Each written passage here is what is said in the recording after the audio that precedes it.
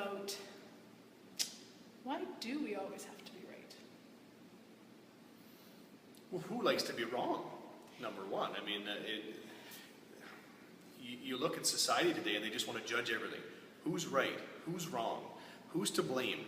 Who's innocent? Who's guilty? It's all so black and white. I mean, we just get sucked into it. Yeah, but sometimes it's more than like being sucked into it. Sometimes it's like, at least for me, where I'm desperate for the person to know that I'm right. Because they have to know that I'm right. And it's ridiculous because they don't actually care. And from their point of view, I'm always going to be wrong. But it's like this obsession. Like I have to prove it then to them that I was right. And then when that comes out, because usually it does, I'll just say it. Like usually I am right. So when it does come out that I was right, then I have to be like cruel bitch of the East and say, see, I was right. Or she's cruel bitch of the East, I'm the biggest prick in the West. So I mean, depends which way you're going, that's what's going on here. But what is that? You know, it's not kind. It's not kind to me, it's not kind to them. Does that mean self-validation?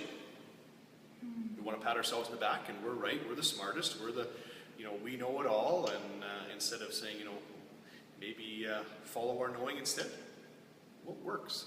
What works in this situation that may be right for everybody else, or pardon me, what might be wrong for everybody else, but right for me? Yeah, and I know in Access we talk about actually doing something that and most of us are very uncomfortable with, where we say to the person, you're right, I'm wrong. You actually say that to the person. Through your teeth. You're right, I'm wrong. But I'll prove it to you, damn it. Exactly. I'll send you a letter later telling you why you really were wrong, but I just at the time just said uncle and gave in. So.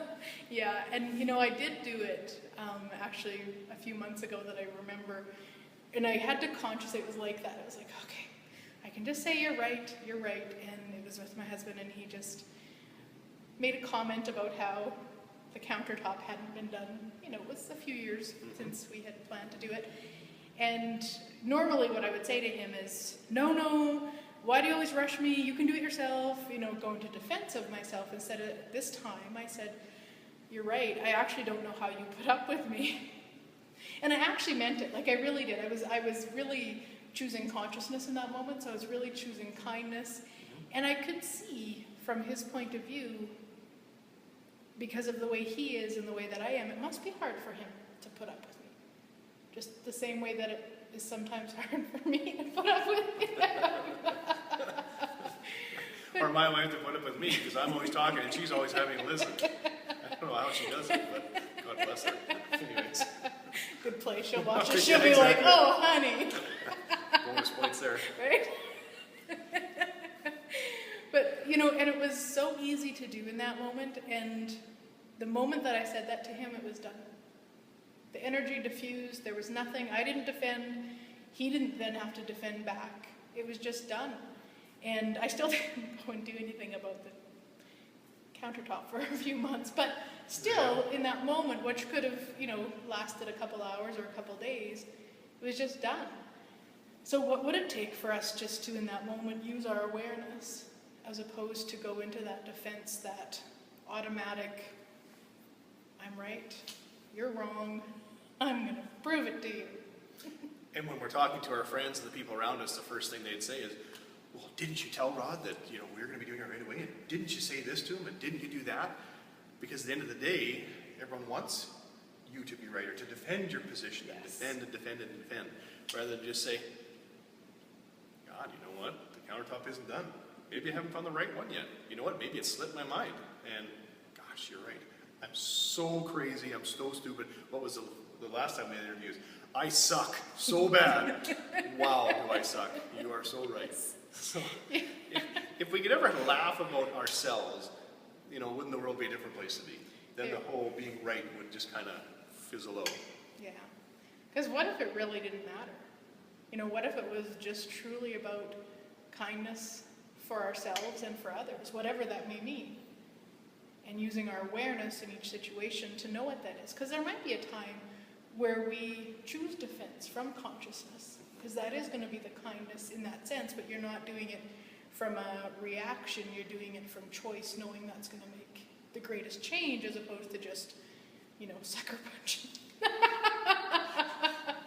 Sometimes it would feel really good if you could. Normally I just sucker punch with words. Yeah. And isn't most people's initial reaction to that because they're doing it to help? So they're saying, I need to be right, because they're saying, no, you're just mistaken. You don't understand. You don't know as much as I do. So I better help you so you don't make your mistake in their point of view. Yes. Yeah, absolutely. So maybe they're trying to kill you with kindness, or they're just trying to be belligerent, one or the other. But I mean, at the end of the day, it's the same end zone. Just a bunch of dumb fuckers. What she said, yeah. And they're just saying, you know what, the poor person just didn't know, so I tried to set him straight. And that's the funny part that I find. You're going, well, what works for them may not work for me or for you. What works for Rod may not work for you. That's right. What works for my wife, Bobby, may not work for me. And but that's a blessing in disguise too. That's right, because, man, I wouldn't want two of me in my house. Wouldn't have anything done. And the world doesn't need any more than one of me right now, so I'll tell you what. Here we go. So, to end this discussion, I don't even know how to end it. Well, at the end of the day, when you look yourself in the mirror at the end of the day, did I have to be right? And did being right honor me? Yeah. Because if I'm not honoring me, who else am I going to honor?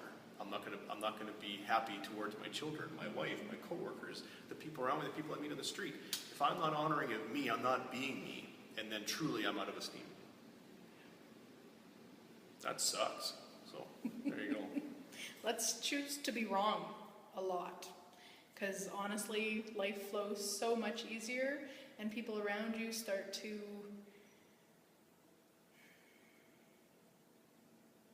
be more with you than be on defense. And you get to be more of you when you're with them, because you're not on defense. So we will leave you with that as our thought for the day. Giddy up. Be willing to be wrong.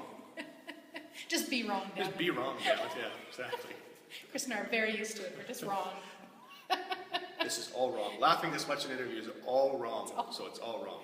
Nobody So should whatever you guys do out there, don't laugh at us or each other or yourself ever, because that's just wrong. There you go. We can edit that. So. That's right. A video about not being wrong, about being wrong, about always being right, and we're telling them that they're wrong. Exactly, yeah. We might have some people unsubscribe after this. It could happen, yes. But if you haven't yet, probably should have, but if you haven't yet, the subscribe button is somewhere, maybe it's down there. I don't know. Do you see a subscribe button in here? By the light up there By the somewhere. light, yeah. So it's all good. Anyway, click on that.